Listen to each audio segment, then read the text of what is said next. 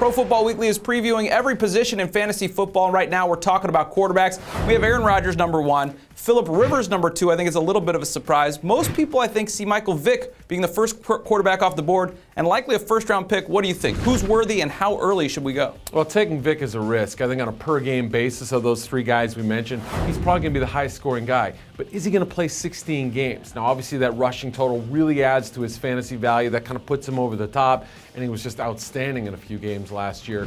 I just don't know if he's the most consistent guy. I think that Rivers goes out there and puts up points every week. Yeah, Rodgers had the concussion one week last season, but boy, I think those 2 first guys are way more consistent on a week-to-week basis. Vick gives you a little more splash. Maybe you draft Vince Young at the end of the draft. Take a risk. Yeah, kind of handcuffing quarterbacks, not something we're really used to. Now, another thing to look at are the young guns. Is it time for them to step up? The Matt Ryans, Josh Freeman played better last year. Sam Bradford came on as a rookie. Are they ready to take that next step into kind of elite quarterback territory? I definitely think so, but I don't know if it's going to show up in fantasy stats for all 3. For instance, Josh Freeman had a terrific fantasy year last year statistically. And I think a lot of people didn't realize it. So I don't think his numbers are going to be dramatically better. If they're the same, he still can make progress in the NFL. Sam Bradford, of the 3 guys, I think is going to make the most progress this year. I think you're going to really see him grasp this offense and make strides with better wide receivers. Yeah, like you said, he played well last year, but it didn't really translate into fantasy. We'll see if those numbers get bigger this year. And then finally, bounce back guys. Whether it's going to be a year coming back for Tony Romo, Kevin Cobb now was supposed to be a big play last year. It didn't happen. Now he's with the Cardinals.